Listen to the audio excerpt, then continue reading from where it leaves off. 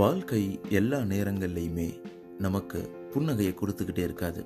சில நேரங்களில் கஷ்டங்கள் கொடுக்கும், ரொம்ப ஹார்டாக இருக்கும், என்ன பண்ணுறதுனே தெரியாது, சுற்றி சுற்றி நம்மளை அடிக்கும். அந்த மாதிரியான டஃப் சுச்சுவேஷன்ஸை எப்படி ஹேண்டில் பண்ணுறது, ஒரு இரும்பு மனிதனாக மாறுவது எப்படி, இதை பற்றி தான் இந்த எபிசோடில் தொடர்ந்து கேட்க போகிறீங்க. தொடர்ந்து இணைந்திருங்கள். அனைவருக்கும் அன்பான வணக்கங்கள். நண்பர்களே, நண்பிகளே, எப்படி இருக்கீங்க? சந்தோஷமா இருக்கு உங்களை மீட் பண்ணுறதுல. ரொம்ப அருமையான ஒரு வாரத்தோட இறுதிக்கு வந்துட்டோம்.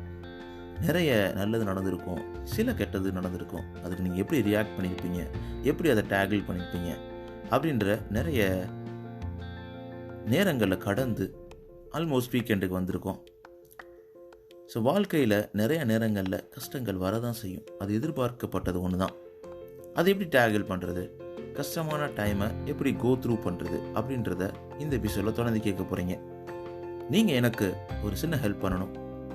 நீங்கள் எந்த பாட்காஸ்ட் பிளாட்ஃபார்மில் லிசன் பண்ணாலும், ஸ்பாட்டிஃபையாக இருக்கலாம், கூகுள் பாட்காஸ்ட்டாக இருக்கலாம், கானாவாக இருக்கலாம், ஆப்பிள் பாட்காஸ்ட்டாக இருக்கலாம், இல்லை எந்த பாட்காஸ்ட் பிளாட்ஃபார்மில் நீங்கள் லிசன் பண்ணாலும் மறக்காமல் சப்ஸ்கிரைப், ஃபாலோ பண்ணுங்கள். நீங்கள் ஆப்பிள் பாட்காஸ்ட், ஸ்பாட்டிஃபைல லிசன் பண்ணுறீங்க அப்படின்ற பட்சத்தில் நீங்கள் ரேட்டிங் கொடுங்க, ரொம்ப யூஸ்ஃபுல்லாக இருக்கும். முழுக்க ஃப்ரீயாக என்னோடய ஓன் டைமில் ரன் ஆகிட்டு இருக்க இந்த பாட்காஸ்ட் நிறைய மக்களை சென்றடையணும் அப்படின்ற ஒரு ஆசையை உங்கள் முன்னாடி வைக்கிறேன்.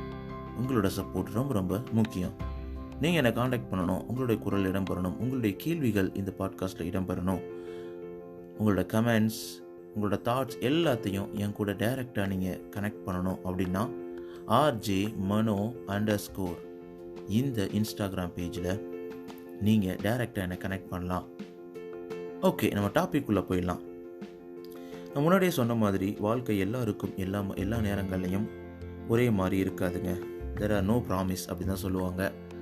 ஸோ ஒரு சில நேரங்களில் ரொம்ப சந்தோஷமாக இருக்கும், ரொம்ப எப்போவுமே நம்மளுக்கு ஹாப்பியாக இருக்கிற மாதிரி இருக்கும்.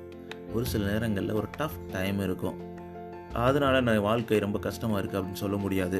ஸோ அந்த மாதிரியான நேரங்களில் அந்த டஃப் சுச்சுவேஷன்ஸ் இன் லைஃப்பை அது எப்படி நீங்கள் டேக்கிள் பண்ணுறது, அதற்கான சில ஈஸியான டிப்ஸை தான் உங்களுக்கு நான் இந்த எபிசோடில் கொடுக்க போகிறேன்.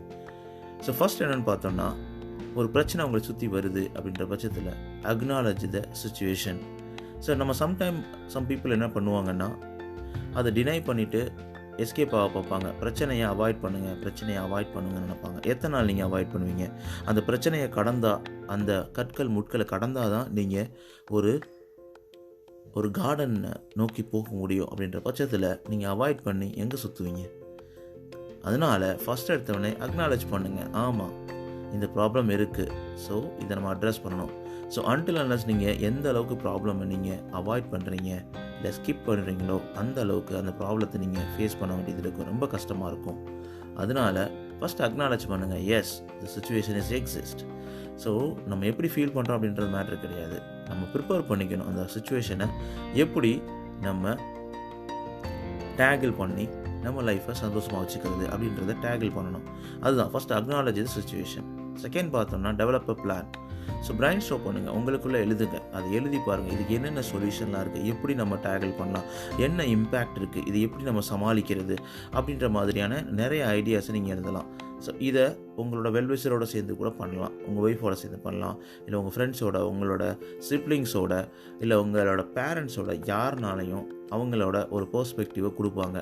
ஸோ அப்போ உங்களால் அந்த ப்ராப்ளத்தை ஃபிக்ஸ் பண்ணலாம் கூட. So if you have a plan, நீங்கள் உங்களுக்கு கரெக்டான ஒரு தெளிவான ஒரு கோணம் இருக்கும், அந்த பெர்ஸ்பெக்டிவ் இருக்கும், அதை எப்படி டேக்கிள் பண்ணுறதுன்றது. அதனால் அந்த developer plan is very important அப்படின்னு சொல்லுவாங்க. ஸோ தேர்ட் என்ன பார்த்தோன்னா, சீக் ஹெல்ப் வென் நெசசரி. எப்போவுமே ஒரு ஹெல்ப் கேட்குறது நம்ம ரொம்ப ஃபீலிங் பேடாக நினைப்பாங்க நிறைய பேர். நான் ரொம்ப வீக்காக இருக்கேன், அதனால தான் ஹெல்ப் கேட்குறேன் அப்படின்ற மாதிரி. அது கிடையாதுங்க. ஸோ ஹெல்ப் கேட்குறது the sign of strength and courage. ஆமாங்க, நீங்கள் ரொம்ப ஸ்ட்ரென்த்ஃபுல்லாக கரேஜாக இருக்கீங்க அப்படின்ற மாதிரி.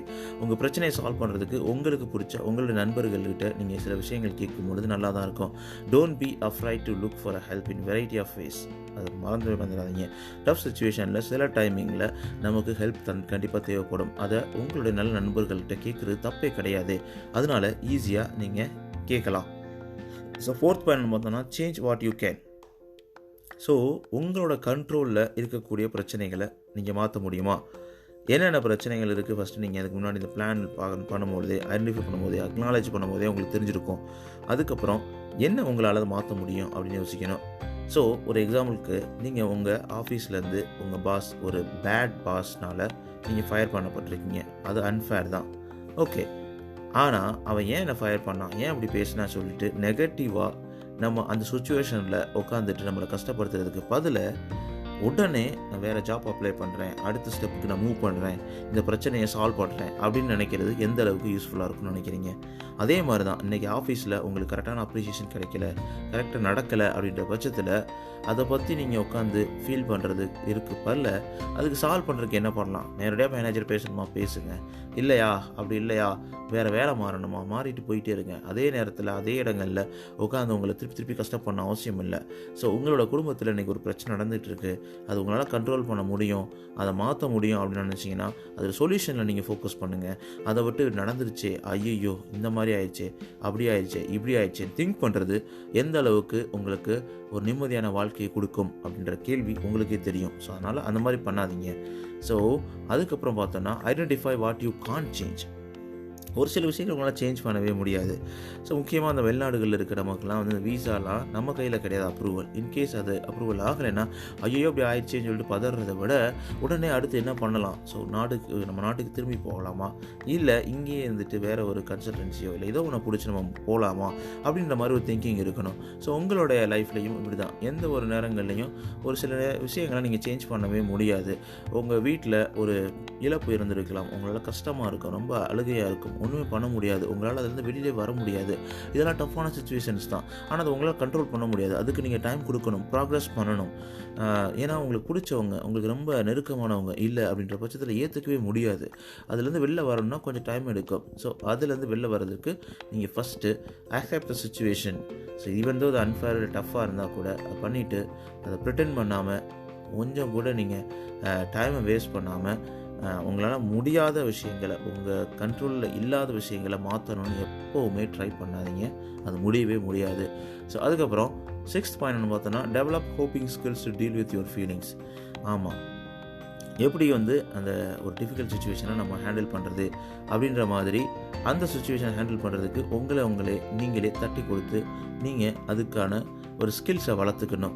ஸோ அந்த ஸ்கில்ஸை வளர்க்கும் பொழுது ஈஸியாக இருக்கும். ஸோ டெய்லி எப்படி பண்ணலாம்? ஸோ ஃபஸ்ட்டு மனசு வலிமை வேணால் உடல் வலிமை சொல்லுவாங்க. ஸோ சவுண்ட் பாடி மேக்ஸ் சவுண்ட் மைண்ட் அப்படி சொல்லுவாங்கல்ல, அதே மாதிரி நீங்கள் ஹெல்த்தியாக எக்ஸசைஸ் பண்ணலாம், நல்ல ஹெல்த்தியாக ஈட் பண்ணலாம், ஸோ நல்லா தூங்கலாம். ஸோ இந்த மாதிரி வழிகளை பண்ணும்பொழுது உங்கள் மைண்ட் ரொம்ப கிளியர் ஆகும். அப்படி மைண்டு கிளியர் ஆகும்பொழுது இந்த மாதிரி டிஃபிகல்ட் சுச்சுவேஷனை ஃபேஸ் பண்ணுறதுக்கு உங்கள் மைண்டே உங்களுக்கு ஹெல்ப்ஃபுல்லாக நிறையா டிப்ஸு எல்லாமே கொடுக்கும். ஸோ அந்த மாதிரி நீங்கள் அந்த ஹோப் ஆஃப் ஸ்கில்ஸை வந்து வளர்த்துக்கணும். நிறைய புக்ஸ் படிக்கணும், பாசிட்டிவிட்டியான கேட்கணும், பாசிட்டிவ் பாட்காஸ்ட்டை கேட்கணும். ஸோ இந்த மாதிரி விஷயங்கள் நீங்கள் கேட்கும்பொழுது உங்களுக்கு ரொம்ப ஈஸியாக இருக்கும். ஸோ 7th ஒன் பார்த்தோன்னா focus on what you can gain. So என்ன நீங்கள் கெயின் பண்ண முடியும், ஸோ என்ன லாஸ் பண்ணியிருக்கோம், என்ன லூஸ் பண்ணிகிட்ருக்கோம் அப்படின்றத ஃபோக்கஸ் பண்ணுறதை விட இதனால் நம்ம என்ன கெயின் பண்ணலாம், ஸோ என்ன இதிலேருந்து கற்றுக்கலாம், இதிலேருந்து நம்ம வாழ்க்கையை எப்படி இம்ப்ரூவ் பண்ணிக்கலாம். ஸோ அந்த மாதிரியான லெசன்ஸை நீங்கள் லேர்ன் பண்ணுறதுக்கு நீங்கள் ட்ரை பண்ணும்பொழுது ஈஸியாக அந்த பிரச்சனைகள்லேருந்து வெளிவர முடியும். ஸோ எப்போயுமே focus on what you can gain அப்படின்ற பட்சத்தில் உங்களால் அந்த பிரச்சனையிலேருந்து ஈஸியாக வெளிவர முடியும் அப்படின்றது நிதர்சனமான உண்மை அப்படின்னு சொல்லுவாங்க.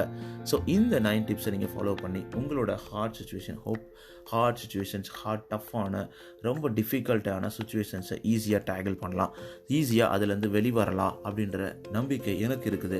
ஸோ இதை நீங்கள் ட்ரை பண்ணிட்டு இதில் எப்படி இருந்தது, இதெல்லாம் நீங்கள் ஃபாலோ பண்ணும்பொழுது உங்கள் மனசை ஈஸியாக அந்த டஃப் சுச்சுவேஷன்லேருந்து வெளிக்கொண்டு வர முடியுமா அப்படின்ற மாதிரியான பல்வேறு கோணங்களை நீங்கள் எப்படி ட்ரை பண்ணீங்க, உங்களோட தாட்ஸ் எப்படி இருக்கும் அப்படின்னு சொல்லிட்டு நீங்கள் மறக்காமல் RJ_Manu_ இன்ஸ்டாகிராம் பேஜில் எனக்கு எழுதி அனுப்பலாம்.